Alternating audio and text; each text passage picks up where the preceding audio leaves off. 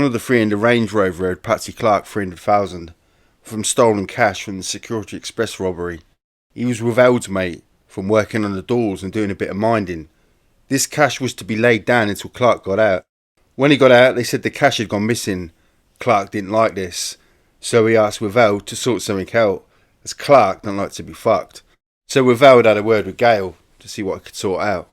Gale sorted out a drug deal for 4 kilos of cocaine. That comes to 132,000. Street value a lot more. Me, Bill and Witheld had a meet at a restaurant in Woodford that they use. Gale said, we can't rob them as there'll be comebacks.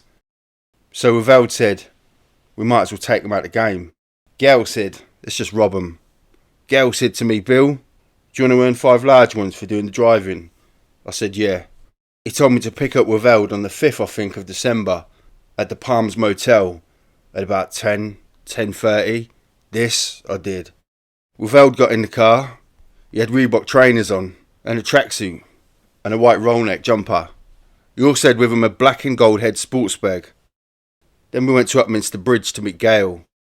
Witheld got out and went round the back of the shops with Bill. About 5 minutes later, Witheld came back with a holdall and he gave me directions to the gate where I showed you yesterday. He got out, but before we went to the gate down the lane, we stopped at a pub car park in Battles for about a quarter of an hour. This led us up to about 11:45. We left the pub, or just past the pub, in the same road as the pub. We went down the lane. Witheld got out to have a piss. I looked in the bag that was on the passenger's front floor. In it was a pump 12 gauge and a 14-shot fully auto Browning. Then he went away for about 20 minutes. Then he came back, got the holdall. Then at about 12:45, maybe a bit later, maybe 1, he was gone for about 30 minutes. In the meantime, I went down the lane, about 20 yards. I turned around. I did not see any houses, as I did when I took the police officers there. I think it was the right gate that Witheld came back over. Anyway, when he got in the car at Palms, he put his mobile phone on the dashboard of the Uno Turbo that I picked up from outside the Peacock's gym in Claxon Street, Silvertown Way. My car was an E-Reg, grey metallic in colour. The door was open and Gale told me that the keys would be above the sun visor, which they was. Also another thing, when Witheld got in at the Palms Motel, I noticed he was wearing surgical gloves, the type they wear in hospitals. I said to him, mind you don't put your dabs on anything, meaning fingerprints. His reply was, I don't intend to. When he told me to go to Upminster Bridge, I said, where the fuck is that? He showed me the way. The Peacock's gym belongs to Patsy Clark's number 1 soldier, i.e. Witheld. He's all arranged the killing of a car showroom owner by the name of Tony Whitehead, who also fucked Clark for cash. They was to go and take some of his high performance cars, but Whitehead was there, so they took him as well. One thing led to another, and he had to be killed. Anyway, enough of that. Getting back to the late hours of the 5th and the early hours of the 6th, Tuesday and Wednesday morning. When we was driving in the Uno Turbo, we were talking about the good old days in Tenerife, when me and Witheld's mate used to sell speed out there. When we were driving, Witheld got a wrapper cover out, about a gram of cocaine, worth about £50 if he was to buy it on the street. He gave me a snort, and he had a snort, and he put it back in his tracksuit top pocket.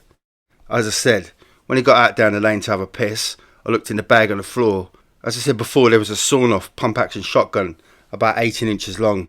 The shotgun, I believe, was already in the bag when he got in at the Palms Motel on the A127, because when he opened the door, he threw it down on the floor with a thud. And I believe when he met Billy Gale, Gale gave him the Browning 14-shot auto. I don't know this for sure, but for him to meet Gale, he has to be picking something up. I've worked with Gale, and the Browning is his favourite tool, i.e. gun. We then left Gale and drove to Battles Bridge. Witheld didn't say too much, he seemed deep in thought.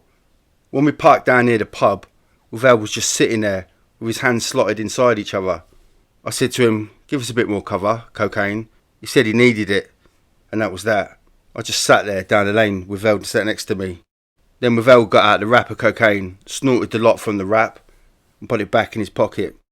As I said before, Witheld went away for about 20 minutes. He come back, he snorted the cocaine, picked up the black and gold head sports bag, and then left me sitting there. I didn't think much about the guns, because it's normal practice to take guns on drug meets, just in case one tries to have the other over, so I didn't think twice about it. I think he left me about 12:30, 12:45. come back about 30 minutes later, maybe a bit longer, I'm not too sure. With him he had the black and gold holdall and a rucksack about 12 inches by about 18 inches. The type you put over your arms with a bag at the back. He opened the door with his left hand because he had both bags in his right hand. He got in, both bags between his legs, and said, "Let's go." I left the lane, turned left and got to a big roundabout. Went round and come back on another road just before the next roundabout. I'd done a left up a one way. I was going up the wrong way, only for about 50 yards. Then I saw the main road to the right. I didn't take the main road, I carried on. I went under a bridge, I now know to be a railway bridge. I then went past the pub where we was about maybe 45 minutes earlier. I was travelling away from the pub, which is now on my right. We come to a little bridge. I went flying over it, and without shouted, "You should have give way there." I said, "Shut up, bruv, there wasn't fuck all coming." I was driving and didn't see the give way sign that was on the road. Thinking back, must have been there before to know there was a give way sign there, because I didn't see it, because it was a dark night. I went round to my left, and past the Proton Motor Company. Wavell told me to slow down a bit, so I was going about 50 to 60 miles per hour. He then got on his mobile, and his words were, "Bill, it's sorted. I've got the cover. See you at Morton's. That's a wine bar in South Woodford." Then he hung up, put the phone in the rucksack, not the head bag. We went to Woodford South. I stopped outside the wine bar at about 2 o'clock, I think. He got out, took the rucksack. Gal see us pull up.